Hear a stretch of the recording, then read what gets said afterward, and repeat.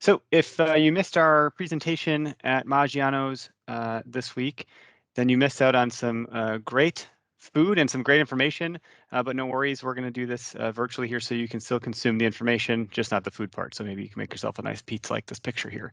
But we're going to be talking about adopting Teams Phone, also known as Teams Voice. So we're going to go ahead and dive in and do some introductory stuff here and kind of pave the way for what we're going to be talking about. For those of you that don't know, my name is Eric Clark. I'm a client success associate here at SwigTech. Been with the company for about 4 years, going on 5, and do a number of different roles, help with some account management, some marketing, some outside sales, and some of these presentations. And Peter, I'd be happy if you want to introduce yourself. I have been with SwigTech just about exactly a month. I do some of the same kinds of things that Eric does, although as an account manager, I'm referred to as a technical account manager. Fantastic. And for those that don't know who SwigTech is, we are a managed service provider, but we do have a security operations center, a help desk, a DevOps team.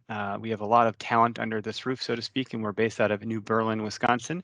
We've been around for 17 years in business, going on 18, and we help a number of companies with their IT, whether that's IT as a service where we're acting as the full IT department for some businesses, and for others, maybe it's more fractional where we're supplemental or complementary to existing IT staff. Whatever the needs are, whether that's project architecture, project deployment, refreshing of different equipment, monitoring, maintenance, and so forth, really we can be assisting in all those areas. And I must say that we put security first. That's the first lens that we put on. Security is in our DNA.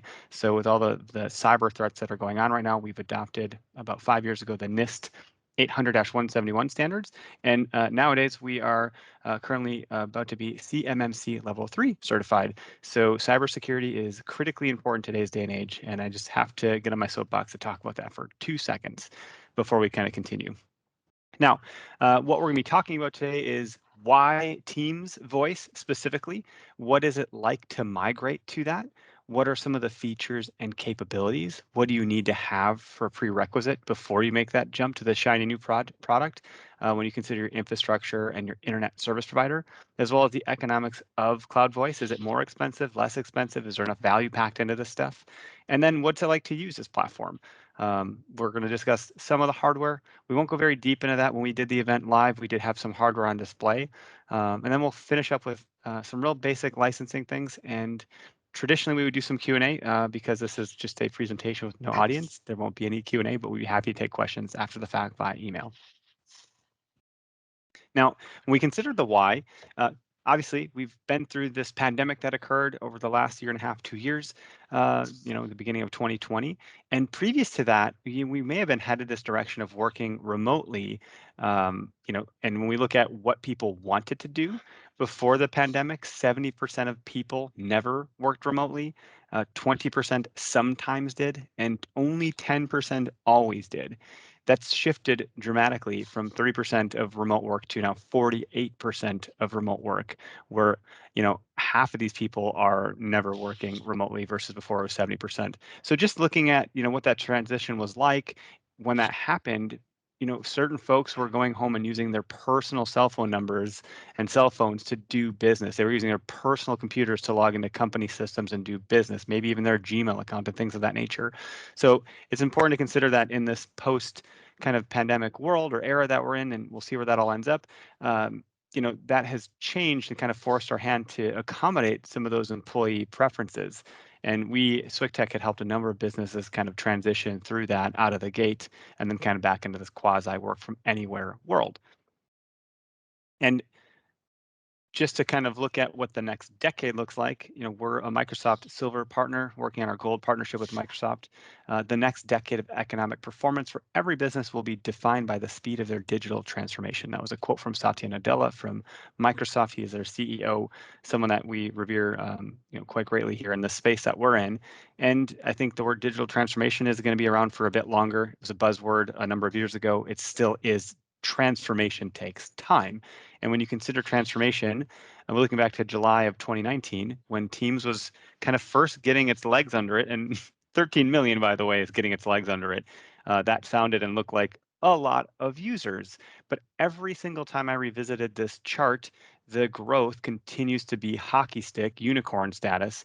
And as of April of 2021, they're at 145 million users. So continued growth and adoption of that platform, which is why we want to consider it as a voice solution, because it's a bolt on to a platform that a lot of organizations are already using. And one of the other compelling reasons then too to consider Teams as a voice solution, anyone that was using Skype for Business as their voice solution, which there were a few companies that I'm aware of that were doing that. We just helped some work through the transition out of that because it was deprecated on July 31st of 2021. So another reason to make this kind of transitionary to Teams specifically. And staying connected in real time is obviously essential when we consider a work from anywhere kind of world, whether that's home, a coffee shop, or the office, or wherever you might find yourself with your workstation. There's a lot of ways that Teams can accommodate this. So just kind of thinking about bringing everything together in that ecosystem, whether you're in the office on a conference room call, if you're doing file sharing through SharePoint or OneNote or OneDrive, there's a lot of places where this stuff lives and you're using that pipe already. So bringing everything together, it's very logical when you consider this transition. And so I'm going to go ahead and let Peter take over for a little bit here and talk about the journey of, if you have a traditional phone system, what does that look like? What's the modern day phone system, and what's the compelling reason for Teams? Okay, great. So if we think about phone systems, that legacy or traditional phone systems, and then the iterations since that time, they all share some similar components. They have endpoints that somehow or another connect to what we call the local PBX. That's just another phrase for phone system. I'll get to a little bit of a definition on that in just a minute. And then that PBX also turns around and connects to the larger universe of phones. And if you look at the slide, it's that cloud that we've labeled PSTN, which stands for Public Shared Telephone Network. So a traditional phone system, the endpoints, the ubiquitous desk phones that I think we're all pretty familiar with, are proprietary devices. They were designed to work with a specific phone system that your company has purchased. And if you decided to swap later to a different phone system from a different provider, you'd need to replace the phones. And in addition to that, how the phones connect, if you look at the back of the phone, you trace the wire, it's kind of a different wire than what's used for your workstation's connection to the network, and it goes to a different port in the wall and it uses a different plug. That's a dedicated analog telephone line that each endpoint device connects to. That goes back into a centralized closet, and that's where the PBX also sits.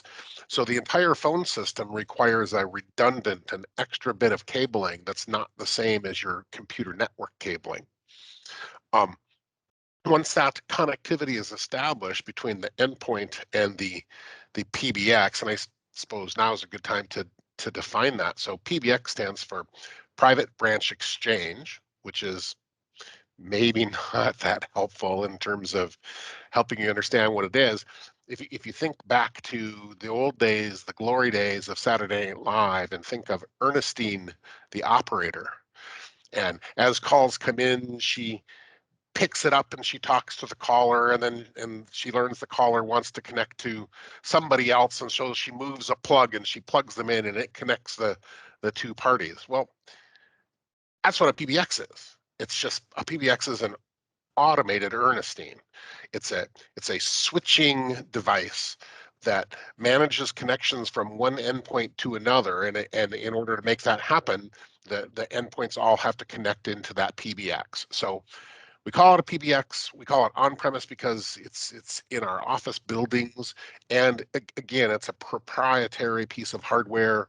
Typically, you purchase it, or perhaps you lease it, and then you have to have a support contract, and then there's upgrade procedures, and it gets to a certain age and you can't upgrade it anymore, and then you have to replace it with the next model, and then sometimes the phones don't work, so you have to upgrade your phones. That's kind of that's how traditional phone systems worked and what they looked like. Now, once you've got your end devices in place and an on-premise PBX in place, you've got a functioning phone system. As long as you don't need to communicate to anyone outside your office. So Bob sitting in office 2 can pick up the phone and dial the extension for Sally in office 3, and they're connected and the phone works great. But Bob can't call anybody at a different company outside in the larger world of telephones, and nobody outside in the larger world of telephones, i.e. on the public switch telephone network, can call in. So if you want to make a legacy phone system, traditional phone system work, you have to connect your PBX up to the public switch telephone network. And really, none of us as individuals has the ability to do that. We have to contract with, we need two things in order to make that work. We need a circuit. So we need to talk to somebody who sells connectivity, leased line circuits, that kind of thing, who also knows how to talk to a telephony service provider. And it's the telephony service provider that actually provides the connectivity to the rest of the people in the world, to the phone system, so that they can dial in and we can dial out. The telephony service provider that we work with will determine what kind of a trunk or what kind of a circuit to purchase in order to work with our on-premise PBX and in order to connect to them up so that they can provide us access to the public switch telephone network. One way to think about this, and it's not labeled like this on the slide, but really functionally, we've got two PBXs. If you remember, we talked about a PBX as being kind of an automated Ernestine, an automated connector, connect this party to this party kind of thing. Well, that happens at the local PBX because it connects our endpoints within the office. It also happens up in the PSTN cloud.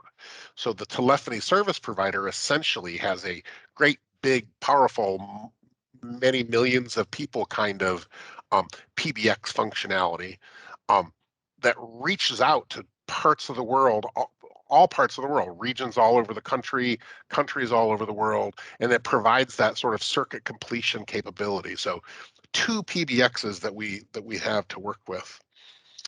I think that's good enough. Let's take a look at how things have changed a little bit. So telephony today, there's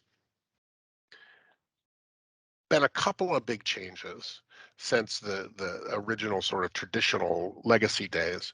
The first big change is, another acronym. So VoIP, and I think most people have heard of it, or a lot of people have heard of it. It stands for Voice over IP, or Voice over Internet Protocol. Essentially, what that is, it's a sea change in the way even local or private telephone systems work. And if you think back to the previous slide, our legacy systems connected over a dedicated set of wires. So each end device had a cable which wasn't our workstation network data cable. It was a dedicated phone cable. Went back to a centralized room, and that's where the PBX. Well, in a voice over IP world, end devices for phones and the PBXs that service them are capable of using the same protocols and the same data lines, the same sort of internal circuits that we use from our workstations to connect to our network. So that's a big change, and it provides a lot of flexibility that the older systems didn't have. It makes it cheaper to do an initial install. There's just less sort of redundant cable having to be pulled in the walls and all that kind of thing.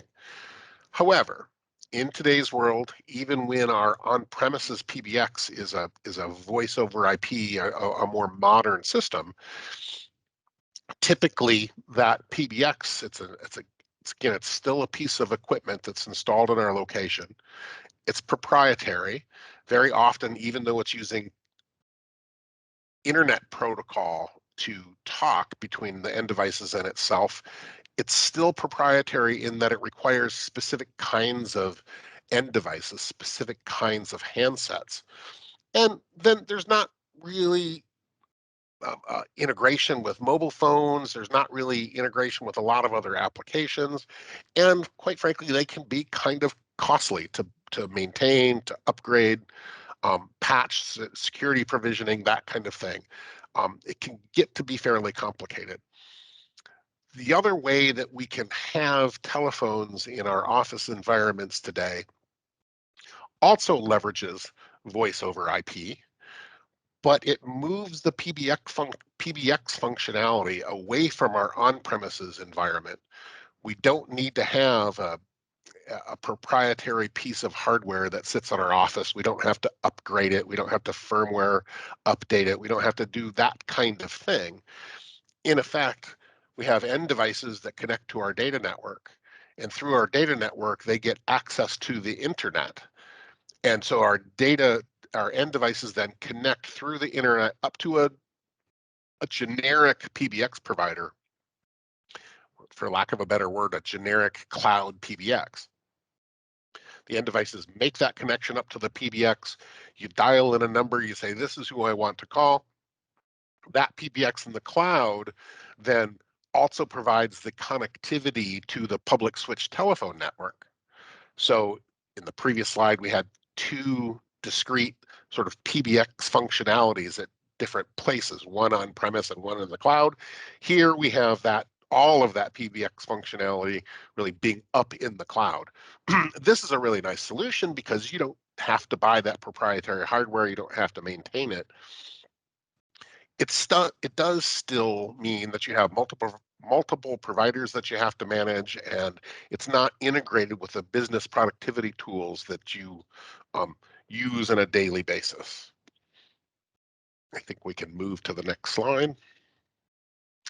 So the question then is, so why should you move away from a classic PBX system?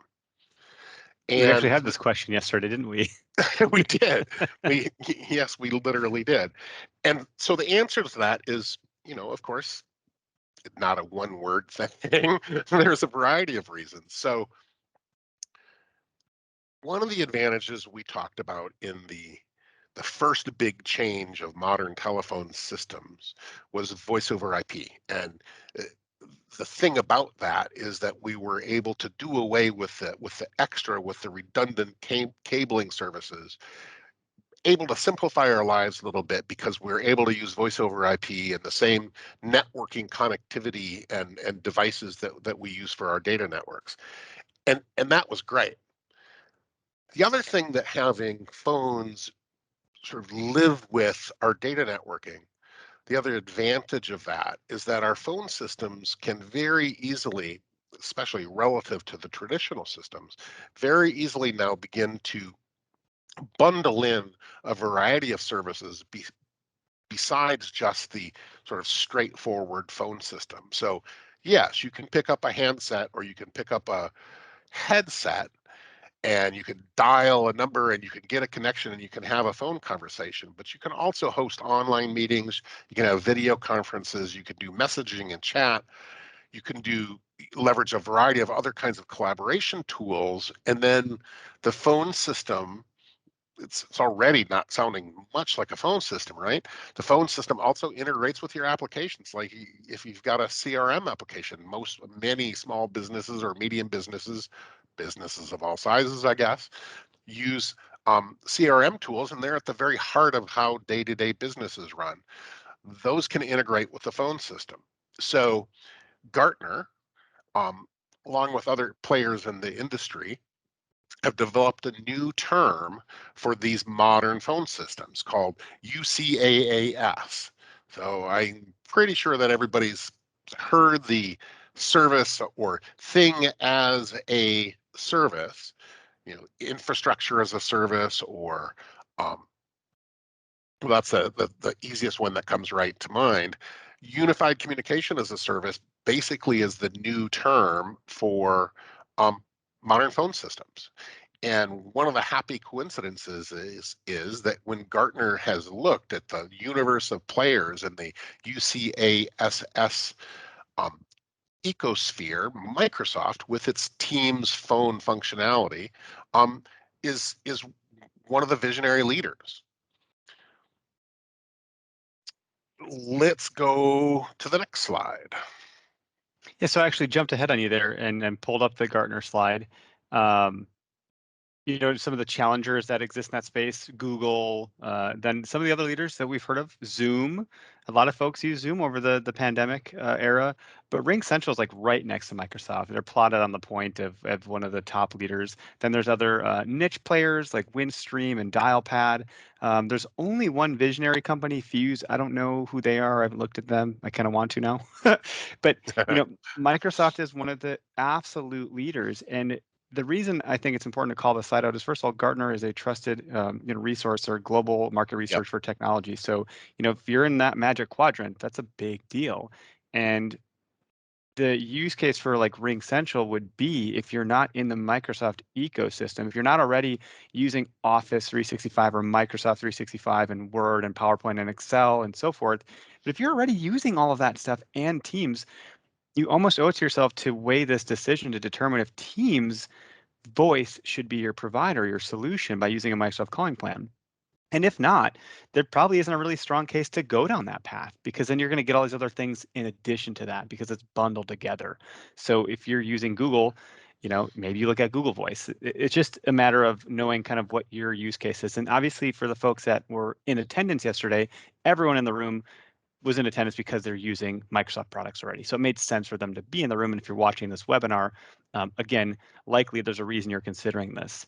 And a number of the reasons to consider this is it's an all-in-one solution. So as Peter mentioned, unified communication as a service, there's a number of things that kind of are disjointed, but very valuable in their own kind of vertical. But when you consider Teams, you're bringing all of this stuff together. You're already using all of these services and programs and applications. So it really does make sense to kind of start to tie it together. So you can call from Teams on your mobile device. If you have an iPad, if you have a workstation or a computer, that is your phone then effectively. But then you're also doing everything else on there with your Office apps. So it unifies everything and ties it all together. Obviously, the mobility that comes with this is a big deal. So now I can make a call from my cell phone. So when we went back to that use case of someone working from home and using their personal cell phone, you can use your personal cell phone. That's known as bring your own device, BYOD, bring your own device. Back in your college BYOD. years, that would be something very different, obviously. But bring your own device. Now, when you're doing mobile device management, you can do that from a Microsoft product. Intune is a product that is utilized for that. And moreover, I can use my phone, but I'm using the Teams app within there. So I can make an outbound call from my quote unquote office number, and vice versa. People can call my office number and it will ring via my cell phone, but I'm using it in a controlled, isolated manner through the Microsoft Teams application.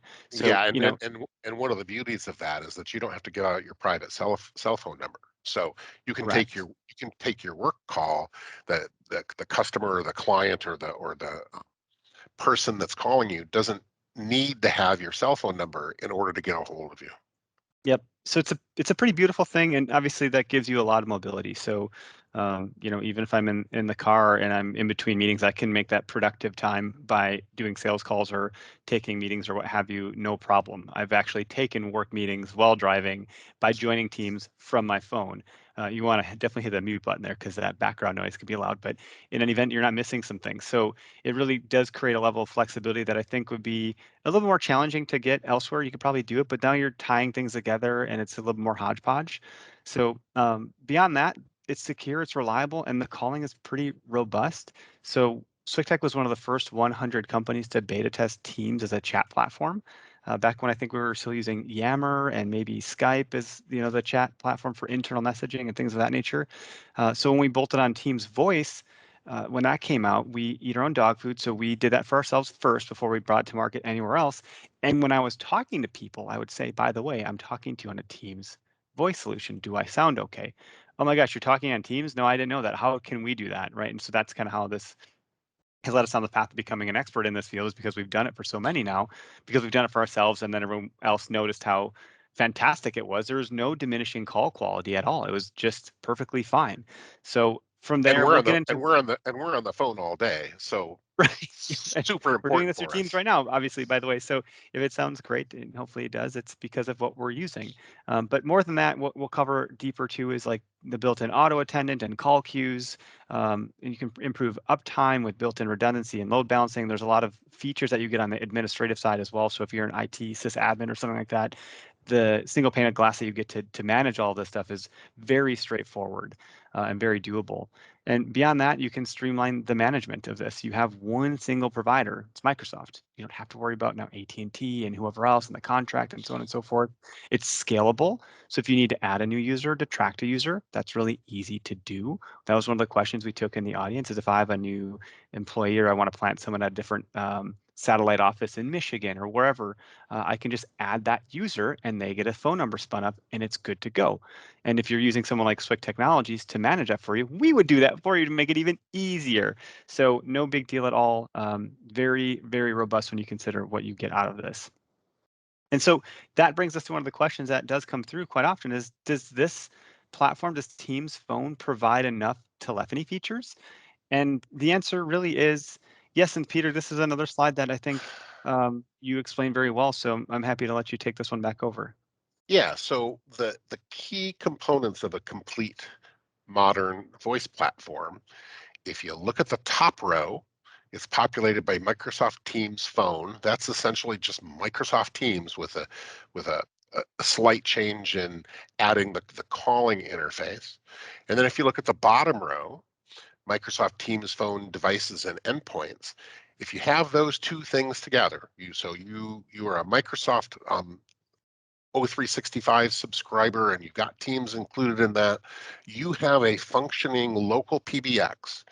You can call each other back and forth within the office, schedule meetings, do all that kind of stuff, and use Teams as your voice solution. You just can't call outside of the office, and the rest of the world can't call outside of you.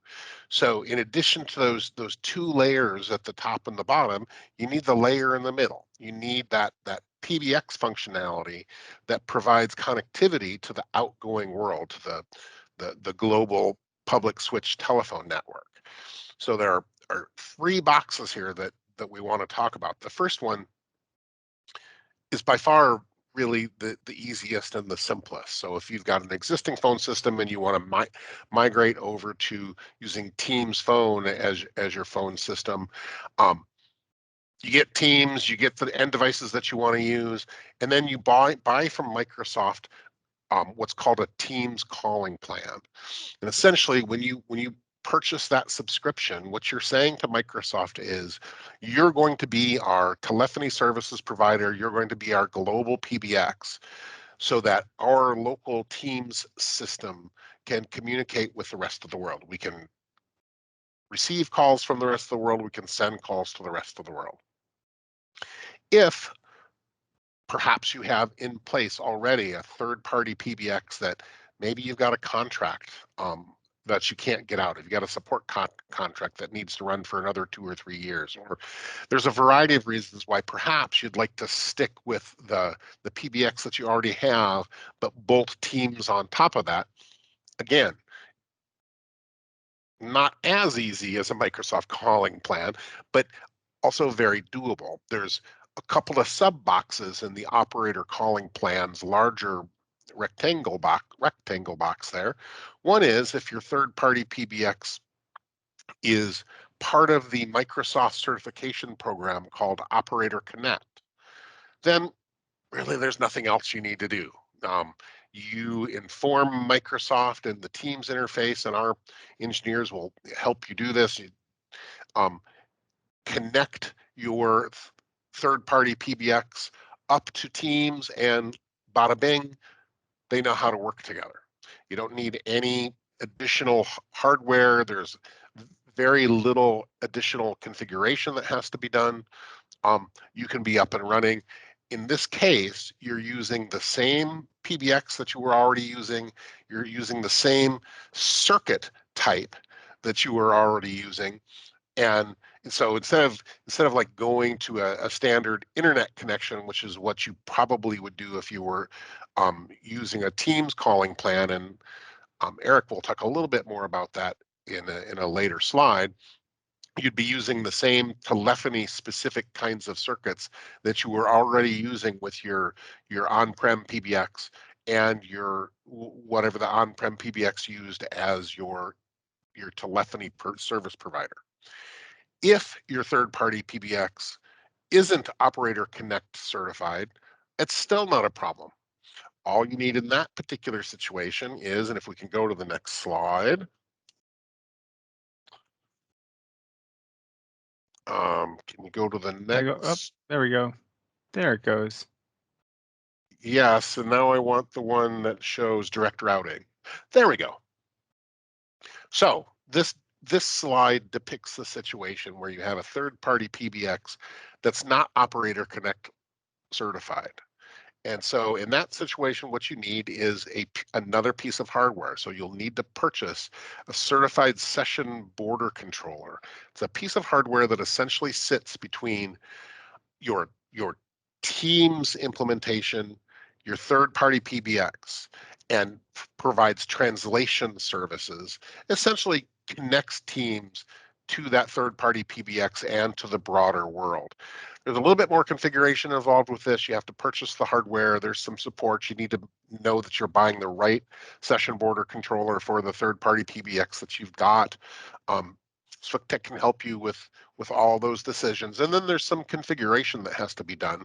But again, you can make Teams function as your local phone interface while you continue to leverage the same PBX and outgoing phone connectivity that you're already using. Nice work. Okay. So, like I said before, it's a meaty slide. So one of the things, and I'm not going to cover every little, word on this screen, but when you consider feature transition, you also have to consider the cultural transition to what happens to your workflow for the different users in the office. And one of the examples or anecdotes that I can share from previous experiences when we did a migration from a traditional phone system to Teams voice for a client was after the fact, there was some pain and or frustration about transferring calls. Quite specifically, you know, some folks were like, well, I can't reach Susie because her extension is 444. I don't know how to do that now. So that was an aha moment for us because we had just assumed, well, you just type in their name, it's synced up with Active Directory, it'll auto-populate, and you click transfer. But they hadn't been exposed to that before, so it was a new thing for them, albeit an easier thing to do. If it's different, it's different. Sometimes transition can be tricky, even if it's to something more modern. So if you look at the one-to-one connections here, it calls out what specifically may have been a legacy version of something, but now there's a more modern way to address that. And some of the nomenclature has changed, some of it hasn't. But in any event, SwickTech will help hold your hand, be there for guidance, and kind of be your digital voice Sherpa through this transition and make sure that you get through this comfortably because we've captured all of the gotchas and aha moments by having done this enough times. So as users have different questions, we'll be there to transition them through that to make sure that there's not some panic onset when you go to transfer a call for the first time because you've never done it. And if you haven't done it before, you'd hate to want to do that in a live environment and feel that panic. We can train to that ahead of time and kind of do some role plays through that in a live environment, but with, dummies like us. We'd be the quote unquote dummies, right, in that scenario, rather than your client or what have you. So just so it doesn't go without showing that there is some process change and things of that nature. Now, can you set up hunt groups, auto attendants, or help desk service number? And I would challenge people to think if you are exposed to SWIC technologies in any capacity, if you've ever called us, you've experienced hunt groups and a help desk and auto attendants. We have all of that set up, and this is all done in the administrative portal and how you would want to set up that flow. Moreover, to the end user point, someone like myself who's not technical, I can actually take some control here. If I'm allowed the permissions on the administrative side, I can go in if I'm going to be out of office. For example, I will be out of office for a week or two when our third child is coming. I'm going to need to remove myself from some of these call queues to make sure that I'm not getting these sales calls because that's going to be bad customer experience. They're not going to get to me. and I want to make sure that those calls are answered. So I can route that over and delegate that to my team, our client engagement team here at SwickTech. And that's something that I can self-manage. So if I'm on vacation or if I'm out sick or whatever, if it's planned or unplanned, I can easily go in here and make this change, much like you could do in Outlook when you go to set your out of office there and have an autoresponder set up. So again, this is stuff that extends to a user that, in a past life, you'd have to go to IT and say, hey, I'm going to be out of office. Can you set up an autoresponder? That used to be something I remember doing, and now it's in my control. I can do that. It's very easy. It's no big deal. Yeah, Very but similar. I think we're not going to let you take yourself out of those. Yep. Yeah, we'll Nope. see. Nope. Nope. I mean, unless you want to hear a bunch of screaming, crying babies, or whatever is going on. I assure you that I think the joke that I said yesterday is that my house might be on fire, quite literally, but certainly the office will not be because of this. It'll be very, very well handled. So you can set up an auto attendant and you can set up call queues. Again, dial by name and directory search. So I think you can get to Eric Clark by saying Eric Clark or sales. Either or will lead you here, but someone had to set that up. So those are things that we'll cover with you, as well as what are the call flows, who needs to be reached. We'll get a list of all of the users and their roles and their positions and make sure that all the routing is set up properly. So that way, when someone calls in, they're getting to where they need to be. And there's some opportunity here for cleanup too. So if you're running an old, I think you called it a key system, Yep. there's a lot of things that just don't need to happen any longer in that environment that a modern telephony system will accommodate, and quite specifically Teams too. So there's some opportunity to maybe clean up some processes or change some things that may have been desired for a number of years and so forth. Same thing on the call queue side of things. So you can set up call queues. Again, this is relatively easy. I say that because I'm not doing the work, but someone administratively on our team helps set this stuff up to make sure that these things are in place here. And if you have any additional thoughts that you want to put on this or not, or on the slide. No, I think you covered it pretty nicely. All right, good to go. So we can talk a little bit about the user and admin interface. On the admin interface, porting numbers over is just something that's worth touching on, because when we talk about prerequisites, Teams is a very shiny, bright, new, and exciting thing. So what I've experienced so far, people like, I want to get on Teams right now, but there are some prerequisites to consider, which we'll cover about your network and infrastructure as mentioned in the agenda. But additionally, just from a timing perspective, it would be not entirely possible for you to say, I want this tomorrow and have it up and running and working, right? Because some of the cultural things that we talked about, some of the network things that we're going to talk about, infrastructure. But additionally, from a timing standpoint, we have to create a port order. If you have existing phone numbers you'd like to transfer to Teams, we need to actually create that order and work through that. There's some things that you have to provide about your existing phone bill. We'll have to consider, are we doing a full port or a partial port? And Whether if you have a circuit type that will allow you to do a partial port, depending on the circuits that you right. have, you might have to port all of your numbers over. And something that Chris in a client meeting today mentioned is that the port orders can take up to like 30 days. So if you're planning to implement this, keep that in mind that you can't make it happen most likely tomorrow. And that one of the first orders of business once you've made the decision is to get that port order properly constructed. And there's some detail to it, and you've got to be careful. We're pretty good at it. We've done it quite a few times. Got to make sure that the port order is right. Otherwise, the cutover day that you pick, there's potentially could be some issues. So make sure that port order is done properly, and then plan far enough in advance that the cutover can happen when you expect it to. And there's some sandbox things that we can do there to kind of pre or front load some things also and make sure we can test some things to make sure that in a sandbox it's going to come over correctly. So when we do we can kind of snip out all the Yep. bugs ahead of time. So that is a Yep. way that we do it. It doesn't need to be a full live environment. We do a lot of testing in a sandbox firsthand. And Peter's right Yep. about the timeline. On average, it takes 17 to 14 days for that to be processed, but it can take up to 30 days. And that is a scenario that's very likely. So we would plan for a worst case and Yep. expect the best case. So certainly, we'll go through a lot of the things that can go wrong in an environment that will allow for it. So we can sniff those things out and course correct before we do any sort of live circuitry kind of scenario. And then when we consider call queues, to go back to the other slide, paging systems. So if you have a warehouse or a shop or production facility, you can set up a way to do paging systems. There can be a hunt group. We do have one at SwickTech. I mentioned I sit in a sales seat. So if you have a sales team or help desk or customer service even, those are things that can be set up relatively straightforwardly. Auto attendant, the ability for a caller to choose a person by name or touch tone number, again, or by role or position. That's all stuff that can be set up. It just lets people in your organization navigate a menu system to speak to the right department, call queue person, et cetera, operator, or what have you. So that's all something that is relatively easy to manage and can be set up. But those are things that will help you outline and define through our scope of work and kind of develop and build that out so it's unique to your business. So we also want to set up what are your holiday hours? What are your off days? Are you taking and recognizing any holidays that we need to make sure that these things are going to be routed appropriately for those types of days, or if you have an emergency line and things like that.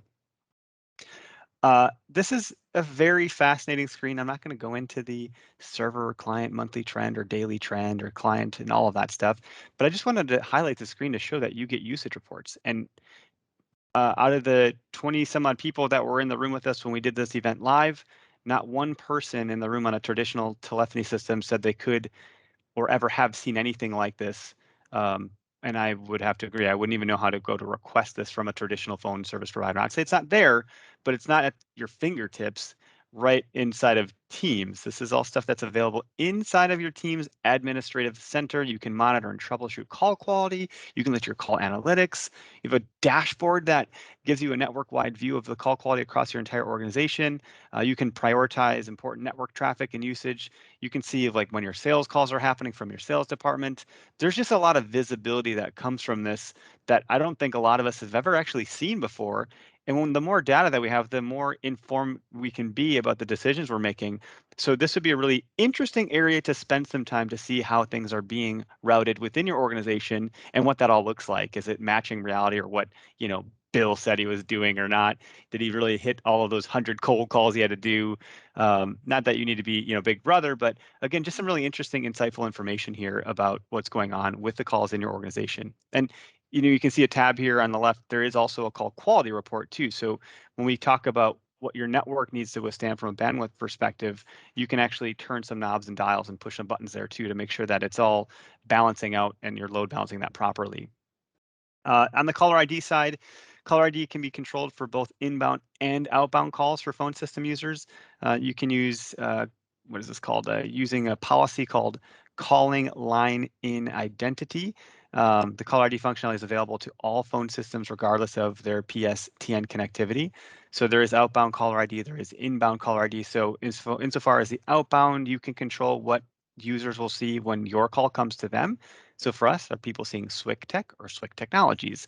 Or maybe you're going through a rebrand or a company name change, or you got acquired or you merged. So that might need to be updated. This is something that you can do here.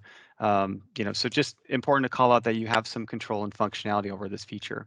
Moreover, voicemail is baked right into Teams. So I know this isn't super new technology any longer. I think when I was first exposed to it, I was like very wowed that I could, a lot of people have this on their cell phone already, but Outlook does this with Microsoft 365. And when you integrate with Teams Voice, you get this baked inside of Teams. So your voicemails can be transcribed. Something I learned putting this together is that you can actually toggle on or off the ability to filter swear words and things of that nature. Where I learned that was really critically important was actually in the education field. So if you're in education, you have this screen up, you might not want the students to see some swear words that might come through from maybe an angry parent or something. I'm not sure, but there's a lot of banter about that. Or the kids calling in and swearing just so that they can see it printed out. Yeah, so just you can enable or disable the ability to mask profanity is what it's called. And by default, it's not enabled, I don't think. But additionally, you can have some fun with this feature too, because it scrambles some words into some funny sentences. An emergency dynamic calls, this is something that is enabled, and each calling plan user is automatically enabled for emergency calling. It's required to have a registered emergency address associated with your telephone number, but the dynamic emergency calling takes into place where that user is at geographically. So if they're on a mobile device and they have the Teams app, it'll know that I'm, not at the Swick Technologies New Berlin office. I'm actually out of my office, out of, wherever my home is, and so forth. So this is not a slide that needs a lot of time to take up, but it is something of concern for some folks that, oh, well, if I'm using Teams as my voice solution, how do I know where a 911 call is going to get routed to. So there are some questions that are answered there, but this is very well covered and documented. There's a lot of great information that exists on Microsoft's website for this. Where I do want to spend a small amount of time when I talked about prerequisites was network infrastructure and internet service provider. Minimum requirements for internet service provider, we're not really going to recommend that you make this transition at all unless you're on fiber. If you're on coax, you'd have to really twist our arm to do that. There have to be some really strong, compelling reasons for it. And moreover, if you are on fiber, 50 by 50 is the minimum requirement. And the reason for that is because you're putting everything through this. Peter alluded to this when we talked about voice over internet protocol or VoIP. You're accessing files through SharePoint, through OneDrive. You're doing messaging through Teams and meetings and all of this. That pipe can only handle so much. And if you're stuffing all of that through there plus calls, depending on the size of your organization and how many people are utilizing this platform, 50 by 50 is really the bottom of that. So that's just an important consideration to consider if you haven't gone through this yet. We're going to want to get that stuff in order too. And now we tack on the timeline for reporting numbers. This helps us kind of inform what that timeline can actually look like. And on the networking side, you don't want to have some super old switch and firewall that's from 10 years ago that's not built in a modern way that can't even handle some of this stuff. So we're going to want to evaluate that also and make sure that it's up to snuff, that it's not going to break under the load of all of this new traffic. So those are things that we're going to look at before even making this decision to cut over to Teams Voice. And on the cost and benefit analysis, we talked about in the agenda that we're going to cover some of the economics of this. We can help with conducting that cost analysis, review your existing bills to know how much you're paying for your phone service. And this includes all the hardware, software you have, on-premise phone infrastructure, handsets, including conference rooms. But remember to factor in any new hardware costs too. Some people may want to keep a traditional handset, and others will want to have like no handsets. And I'll say that something that we've learned is you can certainly use your iPhone ear pods or whatever earbuds, but those will pick up some extra sound versus something like what I have on in this webinar here. It has a noise cancellation feature. So if my office mate is coughing hysterically for some reason, or sneezing, or yelling at somebody, or I don't know, I'm saying all these negative things, laughing out loud, I don't know, it's not going to pick that up as much. So Or maybe these just are talking on the considerations. phone. Maybe just talking on the phone, something regular. So it will certainly increase the cost, the more robust devices that you need if you need a hard phone. But it's important to consider that, again, things have changed, so the need for that hard phone might not be there. Certainly, if you're paying a support contract on top of your service that you're paying that provider, as well as any sort of capital expense or buying all the new equipment that goes with that stuff, you can start to teeter that out a little bit differently with this. So it might end up being less expensive than you're currently paying. It might be a little bit more, but maybe there's a lot more value baked into it. So again, just something that we want to help people kind of navigate as you're making this decision, because there's a lot of things to kind of factor in a way. Now, the experience is the same, primarily by and large across all devices. The code that Teams is written on is a common language that sits well across all platforms. So an iPhone is pictured here, PC is pictured here, a hard phone from Yealink is pictured here. The way that you're going to utilize Teams Voice is going to be and feel and look very similar, dependent on screen size and resolution. It's going to function the same across all of these devices, and whether that's Mac or PC, same. You're not going to have a lot of incompatibility or nuances to one or the other. It's going to be a consistent experience no matter where you are, whether that's your browser or an application downloaded. And as far as each room is concerned, you can really outfit different rooms for different kind of functions. Meeting room devices are going to look different than an individual device for your office. But again, it's worth talking to some of the users. You might think you need one of those phones that's pictured here. I have one. I thought I needed one because I wanted to pick up a phone and dial on a number pad and make my sales calls. I don't use that any longer. Now I go into CRM and I click the phone number and it pulls up Teams and makes the call for me. So I can actually move a bit faster, more efficiently, and not have to type in all these different things and push all these buttons. So it's changed a little bit, and meeting rooms are very similar in that sense that it's changed. You can actually assign technology to various rooms in your office, so you can book that room, make sure that you're not having people, oh, I thought I booked it. No, I thought you booked it. No, I didn't CC the calendar. Did you CC the calendar? Look, it's right here. It's very easy to deal with. You can do it right on this touchpad, or you can do it through Teams itself or through Outlook. And it looks something like this, maybe, depending on what your actual physical office looks like. Here at SlickTech, we actually, one of our offices has a Surface Hub, which is a Microsoft product. So it kind of consolidates all of those things into one unit: cameras, speakers, whiteboard. This acts as our actual conference phone in one of the offices that we have here. I'll for Aaron take a breath for a second. uh, when we consider licensing, the general rule of thumb is if you already have hosted Exchange or are utilizing Microsoft 365, it's $20 per user in addition for voice. So if you want to tack on voice, it's $20 per user. Variables like international calling can impact pricing or combining certain licenses, but by and large, that's what you're looking at. We'd be happy to go again to that cost analysis and determine what actually makes the most sense. But this is what is like the baseline of the rule of thumb. So if you have E5 and there's compelling reasons for you to have that, then this wouldn't be applicable. This is for E3 and less. So again, happy to talk. If anyone wants to reach out to discuss further, we'd be happy to do that. And then in addition to that, if we're going to help with a migration, we can be there on the backside of that for not only training, but also for ongoing support, security monitoring through Microsoft Defender, things of that nature, unlimited support on the voice or hardware, troubleshooting, hiring and termination, adding new roles, changing roles if someone's promoted or demoted or whatever, as well as updates to auto attendance as things change and progress. We would be your eyes on the sky and your support team to handle some of that stuff. That's it. Normally we would take questions here, but again, we don't have anybody in attendance here for this one. So if you do have questions, please reach out to us. You can call us or you can email us, and I believe all the information will be kind of packed into this as a description. So thanks so much for your time today. Have a great day.